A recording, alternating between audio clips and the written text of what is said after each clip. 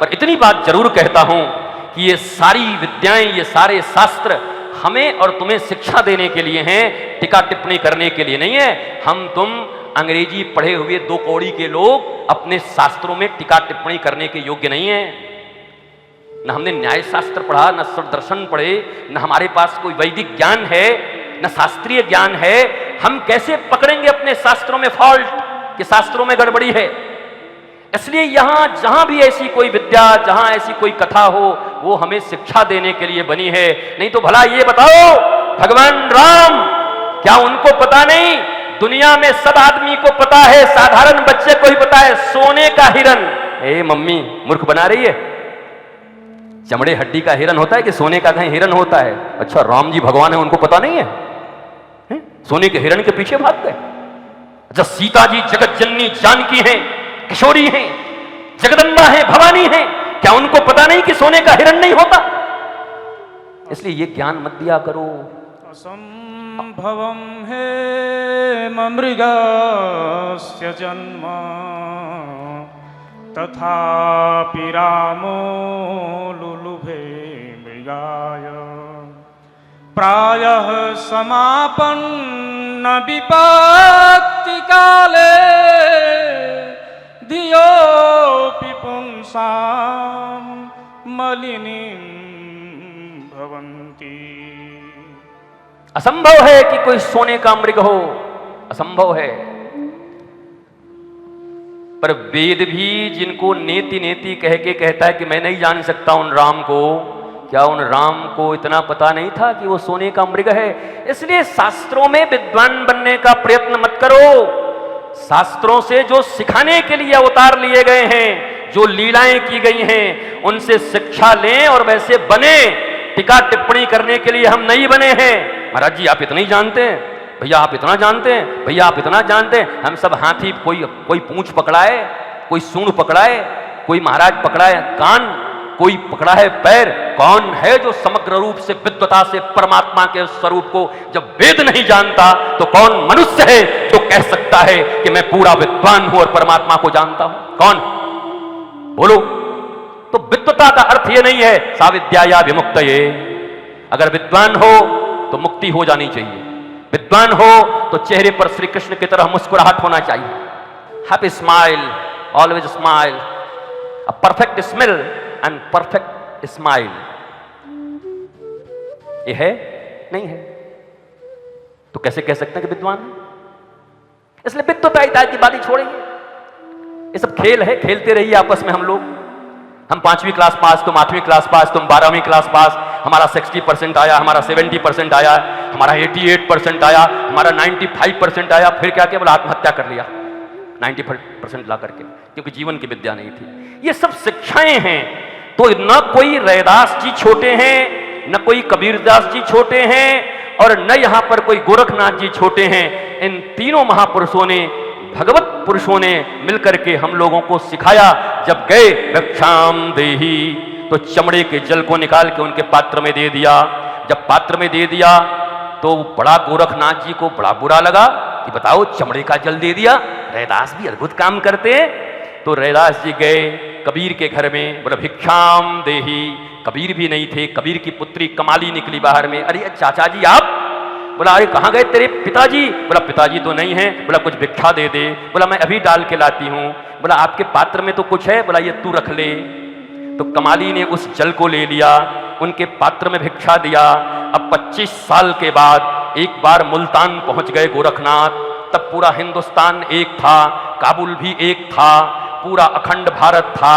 तब ऐसा भारत नहीं था, 2 हाथ ऐसे निकले हुए, मुंडी ऐसे, एक पैर है, ऐसा भारत नहीं था। तब भारत अखंड था, ऐसे विराट भारत था।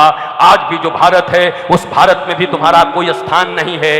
केरला में तुम अच्छे से रह नहीं सकते, जम्मू कश्मीर में तुम जा नहीं सकते। बहुत सारे राज्य हैं जहां तुम उपस्थित होगे तो तुमको ये नहीं पूछेंगे कि बलदाऊ जी से आए हो, भूत उतार देंगे तुम्हारा वहीं पर। तुम्हारे रहने का जगह नहीं है वहां पर। यहां जितना बोलना है तुम बोल लो, यहां जो कहना है तुम कह लो। तो वो राज्य भी अब तुम्हारे पास नहीं है। अब वो भारतवर्ष में भी तुम्हारे पास अपने राज्य अपने नहीं हैं। वो अखंडित भारत भी अब छोटा हो गया है। कई स्टेटों में जाना मना है, दिल्ली के कई जिलों में तुम नहीं रह सकते। तो स्थिति तो बहुत अच्छी नहीं है। पर भगवान कृपा करें, बलदाऊ जी कृपा करें, हलधर जी कृपा करें, उनके हल में बड़ा बल है। जब जमुना जी को मोड़ सकते हैं तो ऐसे ऐसे को भी तोड़ सकते हैं। वो जो ये लोग हैं इनको भी तोड़ देंगे, वो ठीक कर लेंगे इन लोगों को महाराज। जब यमुना जी को हल से खींच के मोड़ देंगे तो हमारे बलदाऊ जी ये जितने देश तोड़क हैं उनको भी हल से तोड़ लेंगे महाराज। हम लोग साथ में जरूर खड़े रहेंगे।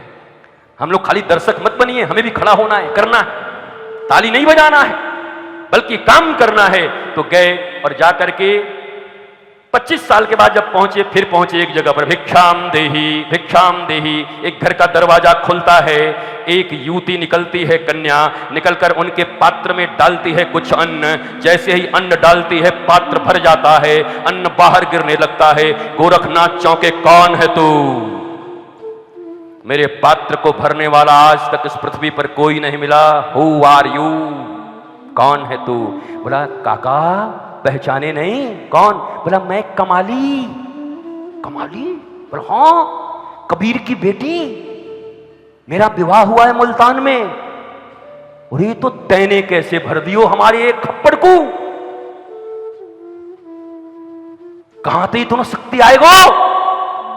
तो उस समय कमाली ने बड़ा प्यारा बात कहा, काका उस दिन जो आपके खप्पड़ में जल था ना, वो जल मैं भीतर ले गई, मैं उसको पी गई और पीने के बाद मुझ में अद्भुत शक्ति आ गई।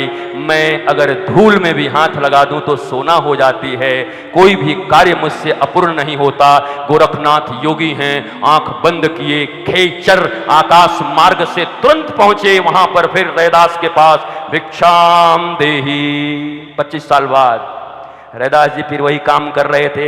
रैदास जी भी बड़े प्यारे आदमी, करते करते ऊपर देखा भी नहीं, बस ऐसे देखा, ऐसे करके ऐसे, हाँ। उसके बाद कहा, जब दिया तब पिया नहीं, समझ गए अपमान, अब यहां क्या ढूंढे रे बंदे, वो पानी पहुंच गई मुल्तान, वो पानी पहुंच गई मुल्तान।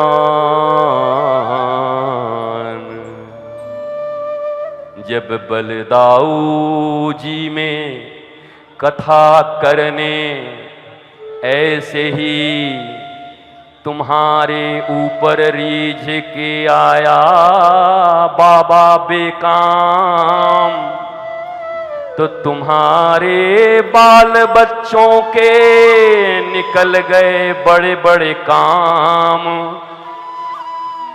और जब घर में पड़ेगा डिप्रेशन, जब घर में पड़ेगी तकलीफ,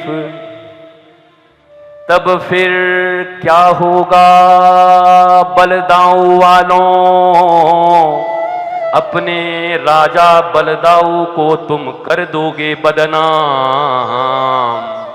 क्योंकि बलदाऊ जी की कृपा से ही यहाँ संतों का आना होता है।